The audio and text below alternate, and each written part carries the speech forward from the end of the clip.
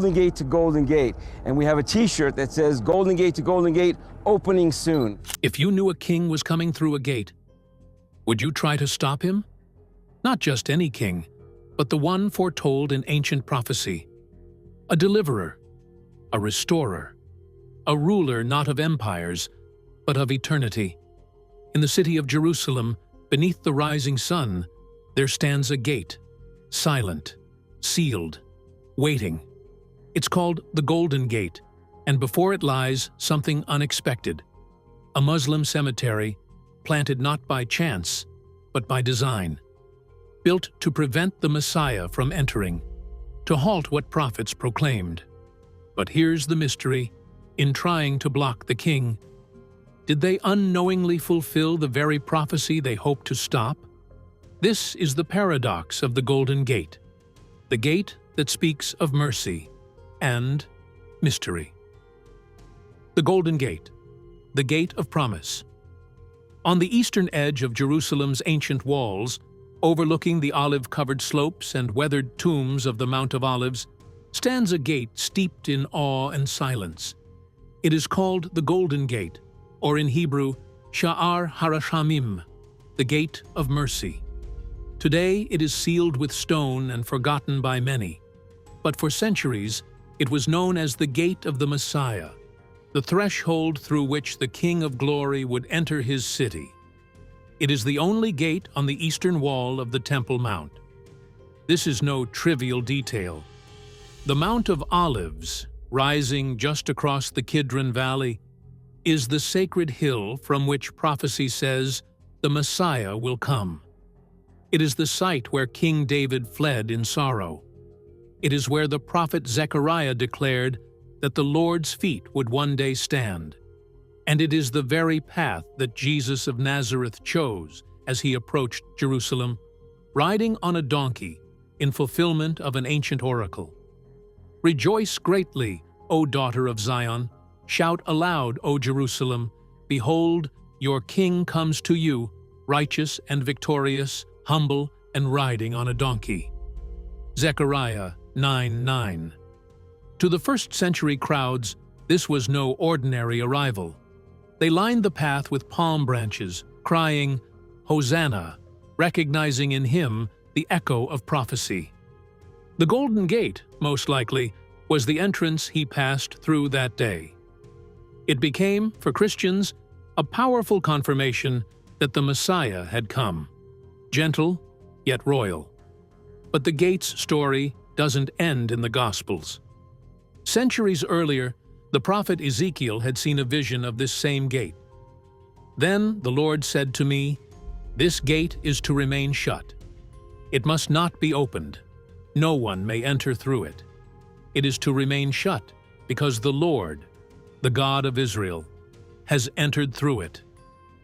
Ezekiel 44:2. This verse is one of the most mysterious in all prophetic literature. It speaks of a gate that has already been sanctified by the presence of God. So sacred, it must never be used again by ordinary men.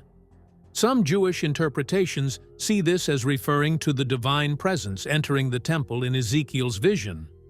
Others believe it hints at the coming of the Messiah, a singular passage that marks divine visitation.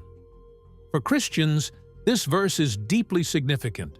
If Jesus truly entered through this gate, then it has already been fulfilled. If he is to return again in glory, as the book of Acts and Revelation foretell, then the sealed gate becomes a prophetic marker, waiting not to be opened by human hands, but by the King himself. And indeed, that gate is still sealed to this day, locked not just with stone, but with mystery, closed by the hand of history, yet open in the imagination of faith. But this raises a haunting question. If God intended the gate to remain shut, who was it that sealed it? To answer that, we must leap forward more than 1,000 years, to an empire, a sultan, and a strategy born not from faith, but from fear. Suleiman and his strategy of sealing the gate. The year was 1541.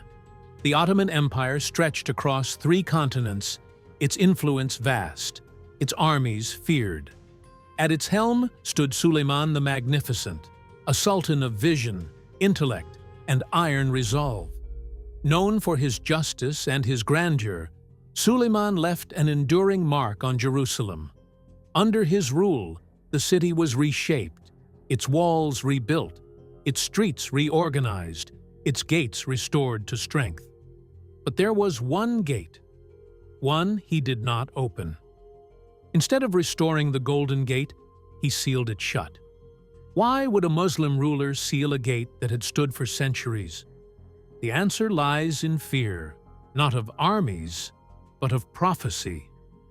By the 16th century, whispers had spread among Jewish communities that a Messiah, a Redeemer, would one day come, that he would arrive from the Mount of Olives, and that he would enter through the Eastern Gate, the Golden Gate, to reclaim Jerusalem and establish a kingdom of peace. Suleiman, though Muslim, was no stranger to the power of religious expectation. He knew that faith could move people, and people could move empires. And if those ancient prophecies were true, then the Messiah's path was already drawn, straight through that eastern gate. So he did what any ruler fearing revolt or divine disruption might do. He sealed the gate, blocked it with great stones and masonry, turning an open threshold into a permanent wall. But Suleiman didn't stop there. As if a physical barrier wasn't enough, he added a spiritual one, a Muslim cemetery, stretching before the gate like a guarded veil of silence. The reasoning was deliberate. In Jewish tradition, a Kohen, a priest descended from Aaron, must avoid contact with the dead, lest he become ritually impure. If the Messiah were to be of priestly or Davidic descent, the cemetery would serve as a religious obstruction, rendering the gate spiritually impassable. It was a move as symbolic as it was strategic, an attempt to sever the connection between heaven's promise and earth's entry point. Yet there is a hidden irony here. The prophet Ezekiel, writing long before Suleiman, recorded this startling vision. "This gate shall be shut, it shall not be opened, and no one shall enter by it. For the Lord, the God of Israel, has entered by it. Therefore, it shall remain shut." Ezekiel 44:2. Suleiman believed he was preventing the Messiah from entering.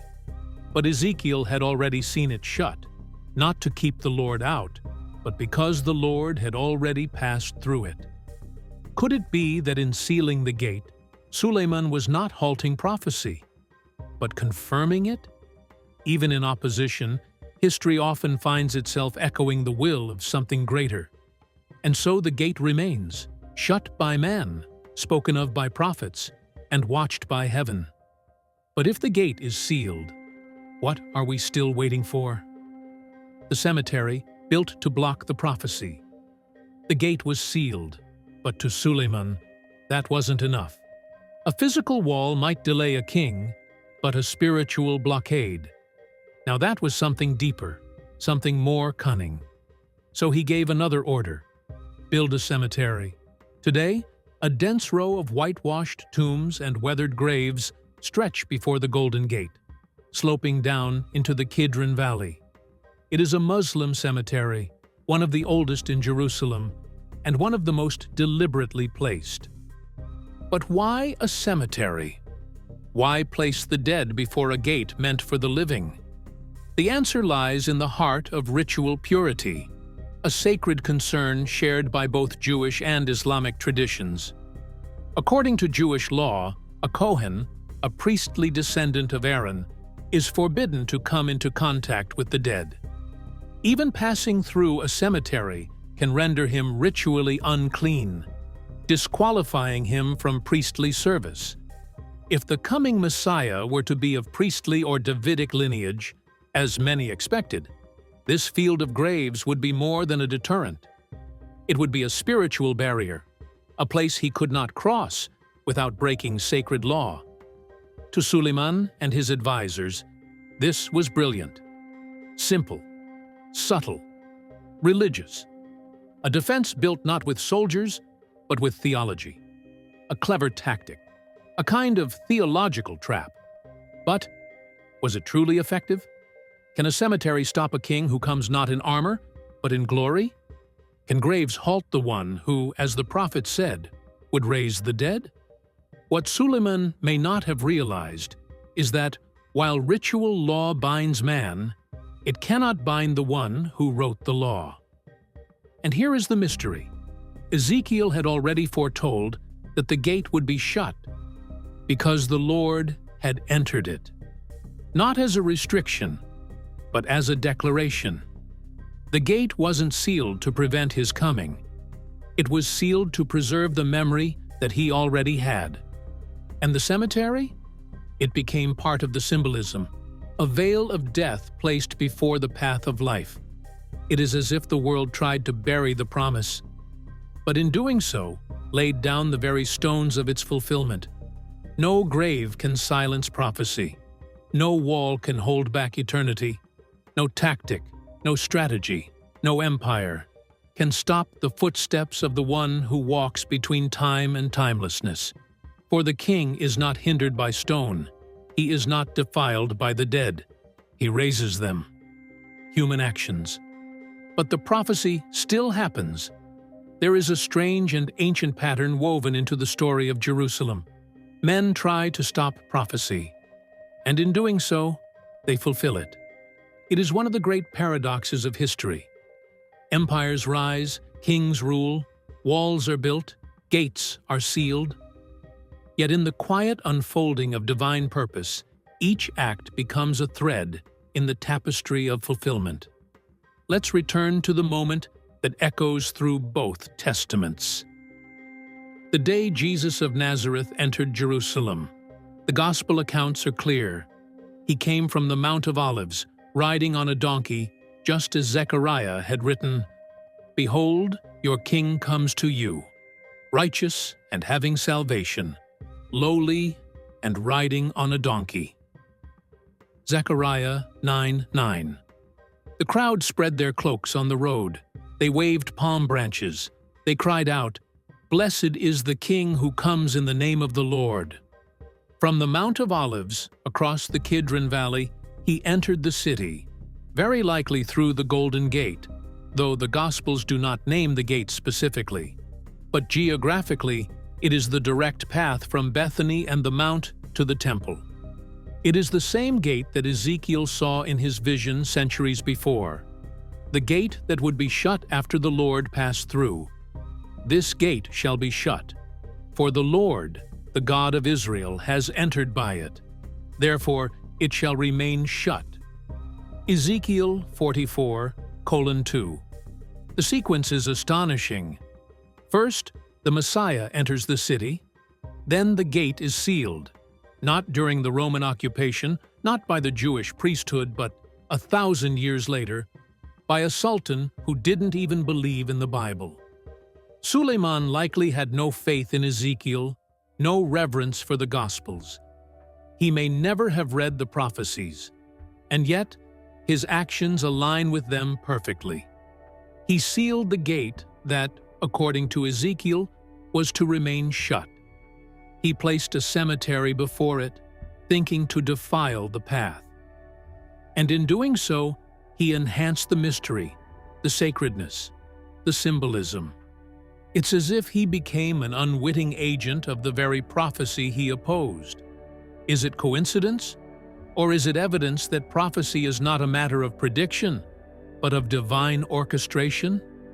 Again and again, throughout Scripture and history, we see the same pattern.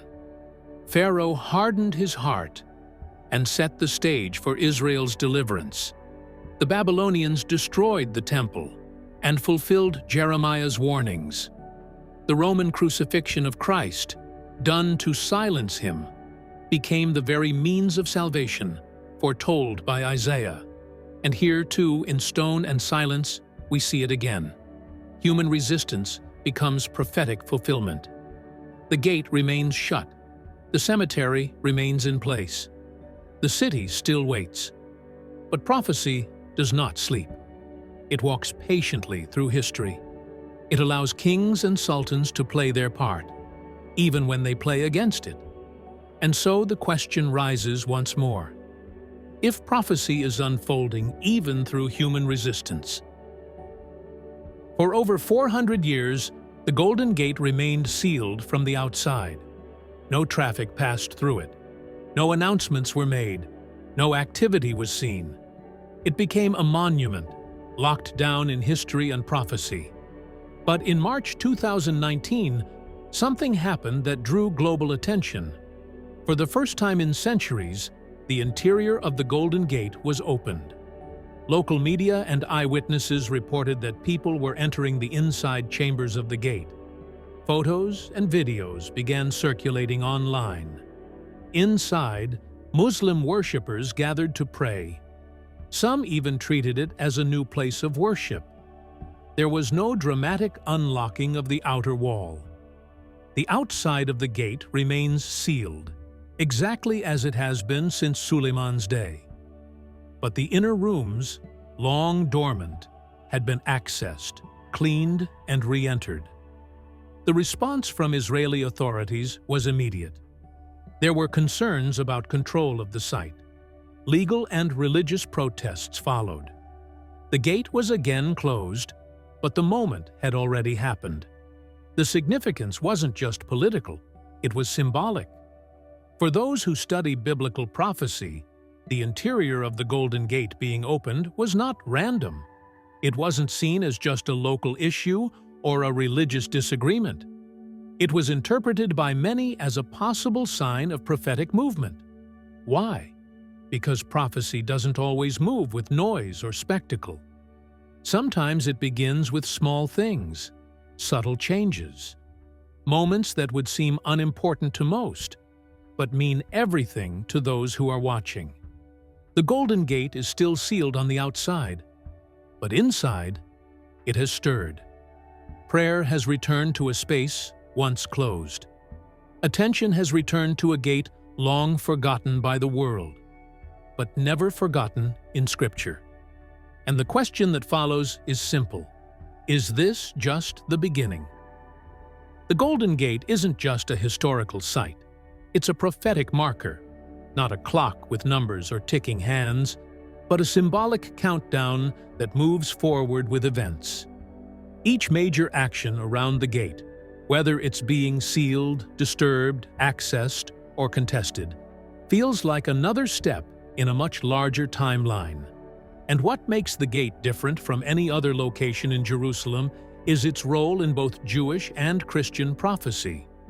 According to Jewish tradition, the Messiah will one day enter through the Eastern Gate, the Golden Gate, when he comes to redeem Jerusalem. According to the book of Acts, Jesus will return in the same way he departed, from the Mount of Olives, which sits directly across from the gate. And in Ezekiel 43, the prophet says, "The glory of the God of Israel came from the east, and the glory of the Lord entered the temple through the gate facing east." That's not vague. That's geographically precise. The gate is closed now, but if it opens, under unusual or unexplainable circumstances, it may signal that something much larger is in motion. The events of 2019, the renewed focus on the Temple Mount, the ongoing tensions in Jerusalem, it's not just politics, it's part of a pattern. And for many, the Golden Gate is the center of it. It's not just an ancient doorway, it's a countdown, and every development around it matters. So, what do we have? A sealed gate. A cemetery placed deliberately to block the Messiah. And a moment in 2019 when the gate's interior was opened for the first time in centuries. These aren't disconnected facts. They form a chain, a pattern that matches the warnings and expectations of biblical prophecy. Suleiman sealed the gate to stop something he didn't understand, but in doing so, he fulfilled exactly what the prophet Ezekiel said would happen.